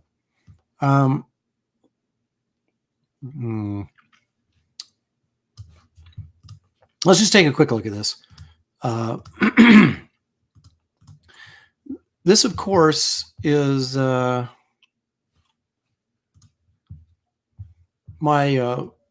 Wraith of God Blood Hunters. And you know it's mine because it says right there, Aaron Lopresti's Wraith of God Blood Hunters. And I am, of course, Aaron Lopresti. Let me give you guys an update. We're over 145,000, 2,248 backers. We need to get this to 2,300 at least. My goal is to get this up to at least 152 because that'll beat my last campaign by just a smidgen. That's all I really want in life. But more importantly, if I may, just quickly, this is a monster horror superhero Western. The Wraith and Esther return to battle Count Korvac, a vampire looking to take over a growing Tennessee town with the help of his blood-sucking brides in 1883. Our two heroes continue to define their relationship as their faith is tested, pardon me, by the dark evil of the power-hungry vampire. So there you go. It's like an old Hammer film. Let's look at the free stuff you get. You get this Kit Carter card, colored by one of the top colorists in the industry, who I'll reveal later.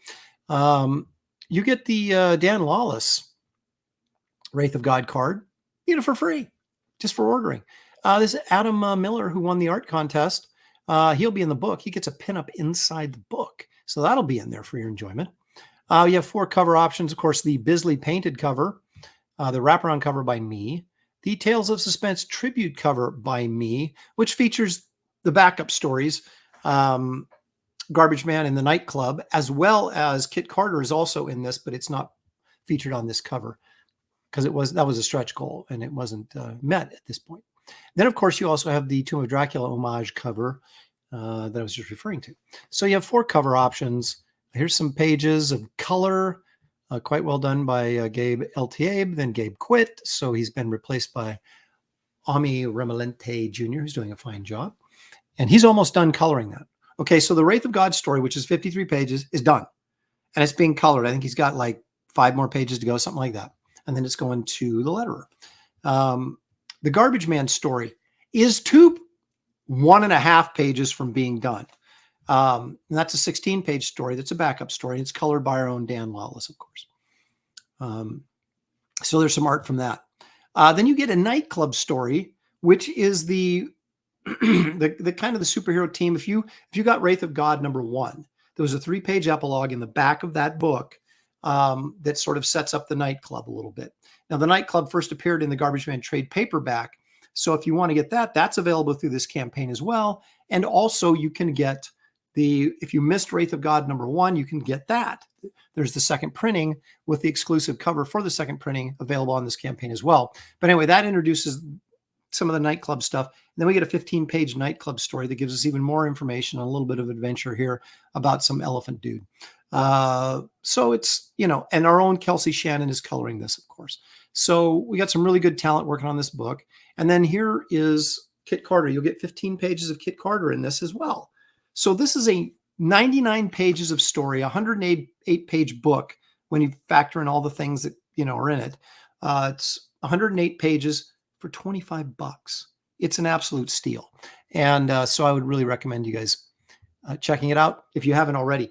You can buy the Garbage Man print. This is a companion piece to the Wraith of God print from the previous campaign. You can also get Wraith of God Roughs Volume 2, which is a look behind the scenes of my layouts, page layouts that I did for the book. So you can look at that and say, oh, here's page 23. Here's the layouts for it. Let me go look in the book. How did it go from layout to finished? And it's a really nice book to get. It's relatively cheap, it's $15. They come signed and numbered. So it is a limited edition book. So the print run is going to be determined by your orders. And then that's it. When they're gone, they're gone. But it is signed and numbered. So it actually seems like, to me, a really good value at $15 and something that a lot of you may want. If you signed up early, you get the Merv the Astro Chimp. This, of course, is Kit Carter's partner. And also some people think it's Phil Diaz. But this card you get if you signed up early. If you didn't sign up early, you can still buy the card for $5. So, there's all these kinds of things going on here. You also get, which I haven't finished yet. Well, I finished the black and white, but it's not colored yet, is the Queen of Hearts, Esther, Queen of Hearts playing card that goes with the Wraith of God, Ace of Spades playing card from the last campaign. So that comes free with this as well. There's a letters page that's going to be in there. There's an editorial, retro editorial page, very similar to the old Marvel's bullpen bulletin page, and with a value stamp that Marvel used to do. So it's kind of an homage to all that kind of fun stuff. There's shot glasses, there's hats. Those ship immediately. Any of the books and stuff, you have to wait till the book gets printed. But here's the good news. I've got a page and a half left of Garbage Man and 7 pages of Kit Carter, and that's it. And the book is done, right? So this will be done in August. And then depending on how fast the coloring comes in and the lettering comes in, and then of course it's got to be proofread and edited and, put together by our designer. And then it goes to the printer. So this will be getting to the printer no later than early September. And then we just pray it gets back quick and not, a couple months down the road, which happened last year. But I'm fairly confident we can get this turned around fairly quickly. But I'll keep you guys, of course, updated as we get closer and as we get closer. But this book is on schedule to be finished in August, which is what I originally predicted. And so I'm pretty happy about that. So anyway, there you go. That's Wraith of God Blood Hunters. You'll find the link in the description of this video, so you can run right over there and order if you would like. Geek Easy says he has the black and white Keown cover. Nice. I am homaging comics. That's right. I do have some of these shirts left, but you have to order them directly through me. So if you want a Wraith t-shirt or a Keown Werewolf shirt or a Garbage Man shirt, they are still available, I think, in pretty much all sizes. Not a lot, but there are a few. And so you can just contact me directly about that if that's something you're interested in.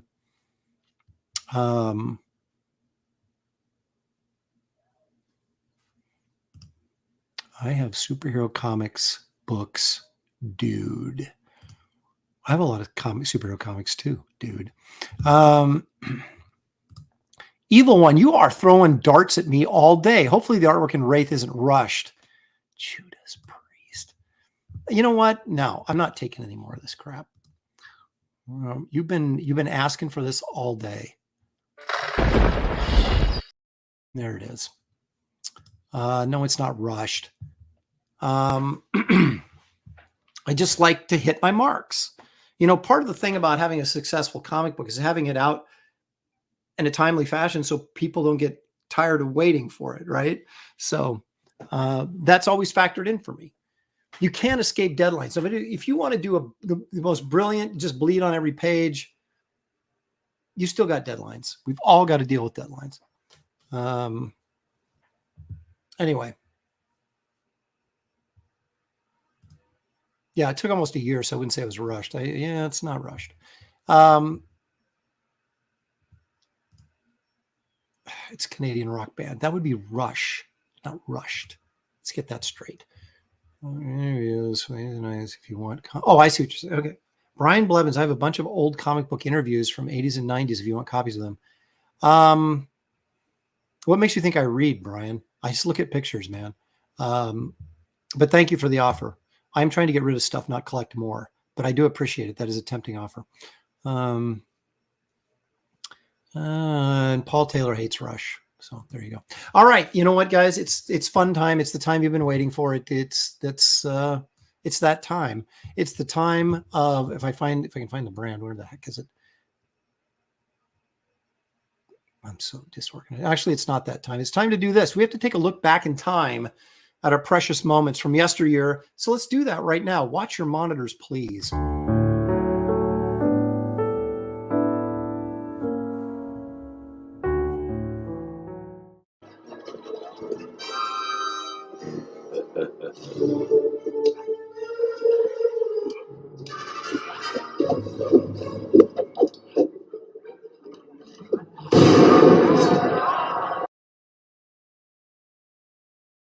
I don't know if that's the best scene in the movie, but it's darn close to it. I did that because, of course, Indiana Jones and the Stopwatch of Luxury just came out and is not doing well and not getting reviewed very well either. So I thought, let's look back on when Indy was really good and was young. So there you go. That's my little present to y'all to remember the good old days. But now, let's get serious. Can't wait.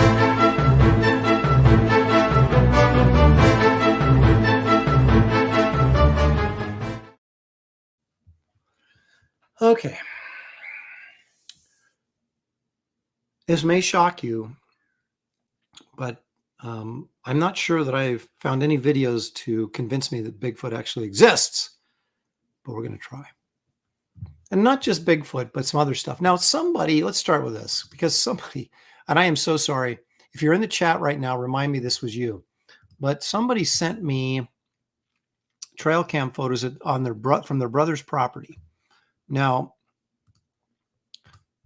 I don't know that you can convince me that this is Bigfoot, but this is a wild boar, and we were actually talking about wild boars last week a little bit, and this is an actual trail cam photo that's pretty much in focus, which is kind of what you want from your trail cam photos, of a wild pig.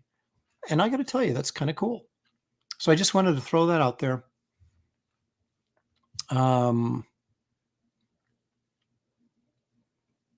What would we think if we weren't aware that these things were running around out in the woods? Would we be freaked out by this? We say it's some sort of cryptid. But anyway, kind of creepy. Pig with a tusk that could gore you and kill you. You don't mess with wild pigs. All right, but now let's look at something quite a bit less dangerous. Okay, now you guys, I think you can blame leg kick for this one, because this is pretty bad.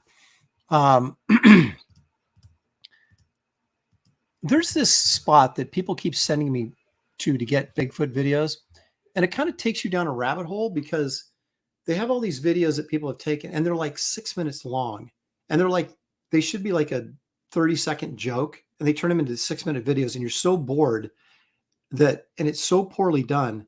It shows you that not everybody can be a filmmaker.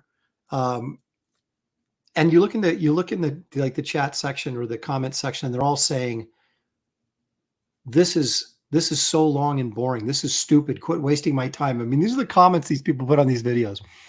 So this is a 6-minute. We're not going to, I'm not going to make you suffer through every second of it. But this is a 6-minute Bigfoot video that allegedly these guys were in their backyard, and they were allegedly saw this thing. And there's like a whole group of people, and the acting is so bad. Like, oh my gosh, what is that? We better run. No, come, we got to get a better shot of even. It's just, come on. Their buddies out there in the woods. This whole thing is set up.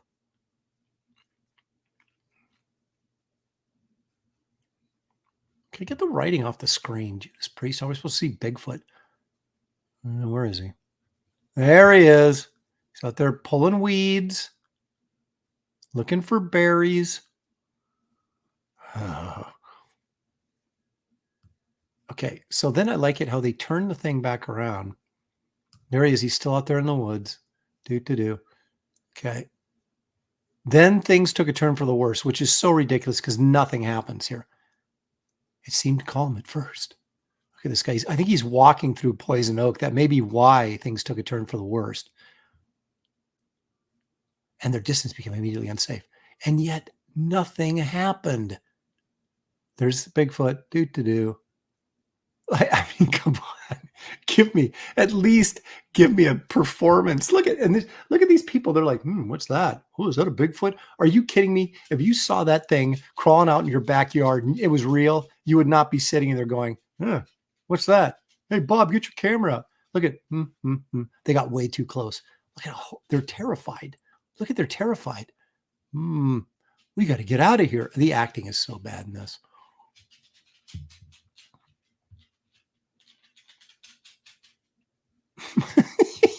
Jeff Potts says, that's not Bigfoot. That's a gender studies major from University of Massachusetts. Oh, there he is hiding behind the tree now. Like I said, this thing just goes on freaking forever. And you're like, dude, and then they have to go back in for their performances and their close-ups. And it just goes on and on. This one is horrible. Okay. This is more realistic than the Bigfoot video, right? This was 6.5 minutes long. And I didn't even watch it. I was recording the Bigfoot video, and my daughter was watching this while I was in gone. And then I came back and I'm like, what is this? So like this hot chick dresses up as like this old man and says, hey, can I get in the pool? And this guy who's cleaning the pool is like, no, get out of here, you weirdo. And then of course he turns around and doesn't realize he's right behind him the whole time. Right. And then she takes literally 4 minutes to take this mask off. 4 minutes. And then finally does. And it's this, beautiful girl. And oh God, it's so stupid. But anyway, there you go. Thank you, Frank. Says he appreciates the effort. I don't know. I thought the Bigfoot performance sucked. American Dragon, Jake Long, totally fake. Yo. Okay. Now I'm going to show you one, actually, what I think is actually pretty good. And then one that's maybe the worst one ever made. But anyway, here we go. Let's take a look at the good one. I do have a good one. This I thought was pretty cool. Now, I did find out what they thought the explanation was of this, which makes sense, but it's pretty cool. Let me remember to show it to you. Okay. Here we go. Now, this is an actual, they got the camera going down. They're looking for blockage in the sewer, right? So this camera's going down. Now check this out. Watch that. Boom, right there. Okay, now watch them do it in slow-mo. Does that not look like the hand of the creature from the Black Lagoon? Is that just intense? Look at that.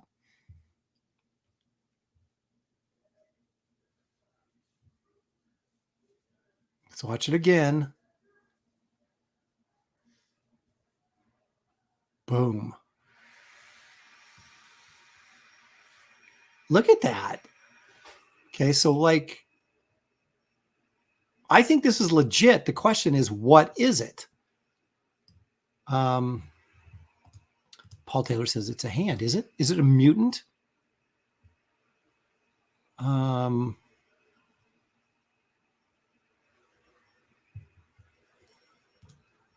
Evil One is definitely a chud. That's cannibalistic humanoid underground dweller, of course. That's Ed Norton, not a cryptid. George LaCour says squirrel. Why would a squirrel be that deep? Thank you, Frank. You say, no, it's just water that happens to be splashing in a weird way. Hydro Man. Okay, I'll tell you what they think it possibly is. They're saying bullfrog, which I can kind of see it. Let's watch again here.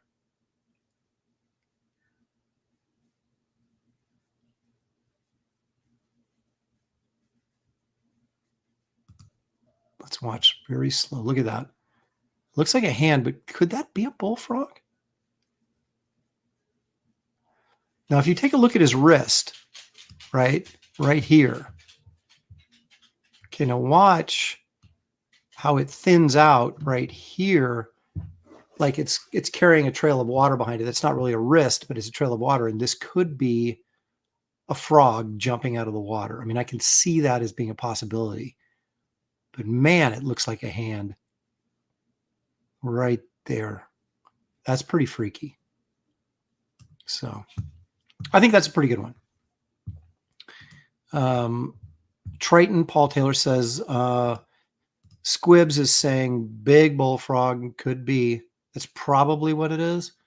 But cyberfrog possibly. Marmot. What would a marmot be doing swimming in the sewer, though?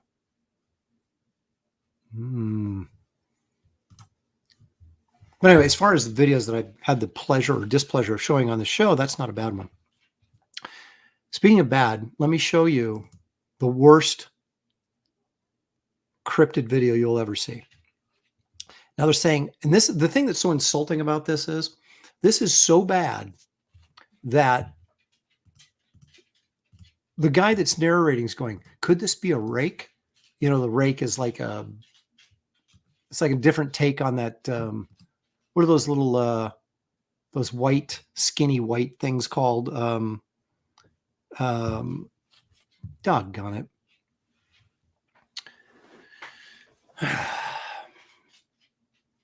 Well, anyway, a rake is a variation on those things. And so anyway, they have the audacity to sit here and narrate this and say, it doesn't match any sort of creature known in this area and blah, blah, blah. All right. I mean, are they doing this just for clicks, or are they actually think we're that dumb? Slenderman. No. You know, the skinwalkers. That's it. Christina's got it. It's a skinwalkers. A rake is like a skinwalker. Okay. Now check this out. What you're about to see may shock you because it's so stupid. Okay. See this right here. Follow the arrow. It gets better. Okay. Now look at this. That is a dude in a pair of pants with tennis shoes on and a hoodie. There is no mystery. Look at that. Tell me that is not a guy in a hoodie and a pair of jeans walking around on all fours.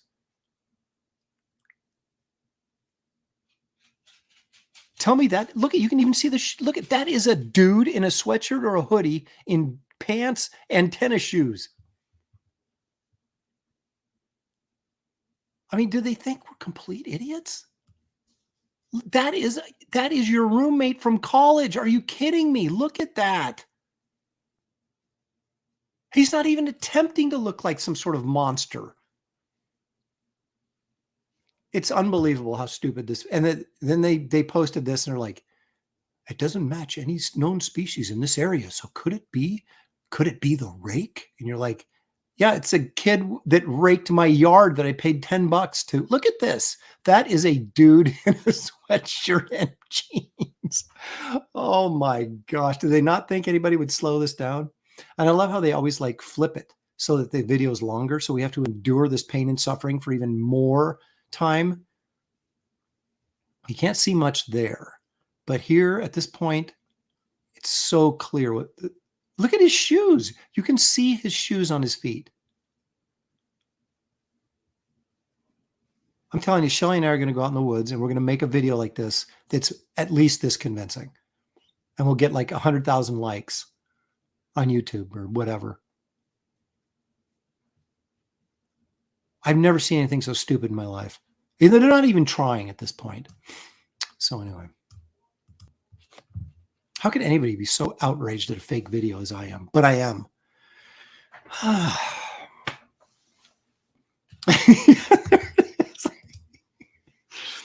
Aaron is genuinely offended. I am. Come on, give us a little bit more credit. We're not that stupid. Put some effort into it. Jeez. That's all I'm saying. That is all I'm saying. If you're going to fake a cryptid, at least put in some effort. Couldn't he have got like, what are those hunting things that have got their net and have leaves on them? What are they called? A ghillie suit. Why couldn't they toss it? At least, could they not get a ghillie suit? Oh my gosh, get the rug out of your living room at the throw rug and put it over you, and it would look better than that. I just can't believe it. Well, should we end on that high note? That's all I got for you tonight, you guys. We managed to squeeze 2 hours out of this ridiculousness. I appreciate you guys joining me, as I always do, because I couldn't do the show without you. So anyway, we're going to have a big show next week. It's the pre-San Diego Comic-Con show. Hopefully Shelley will be feeling good and be back here with me. And we'll do just some outrageous things, I'm sure. Graybeards will be returning on Wednesday at 1 o'clock. We had to skip last week. That was my fault. I apologize. But we'll be back at 1 o'clock on Wednesday, and we're doing the art auction right after the show. Now, you saw the poll was already posted for last week, which was Kelsey's idea. He had robots, barbarians, and ninjas. Barbarians won. Yay for me. So that's what we'll be doing. And of course, professionals, I think we're talking about Stranko or something on Tuesday night, so you don't want to miss that.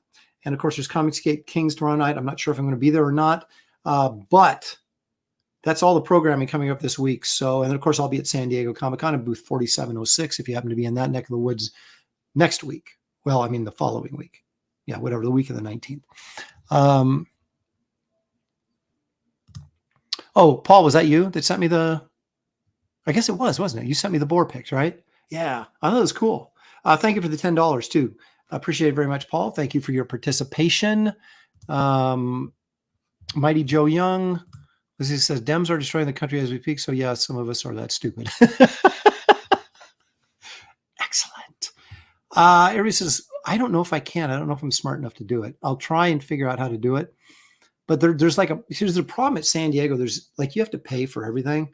And it's like, I don't know if I have a plug-in to recharge my phone. And if I don't, then I can't use my phone because I take Square, payments, and I have to make sure I have enough charge in there to actually run payments all throughout the day. And the days are incredibly long. They're like 9 hours at San Diego. So if I can figure out some way to do it, I will. But if I can't, I'll just have to take some videos maybe and post them later. I don't know. We'll figure something out.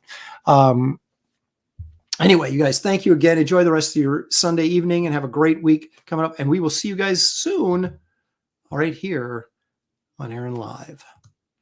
Good night, everybody.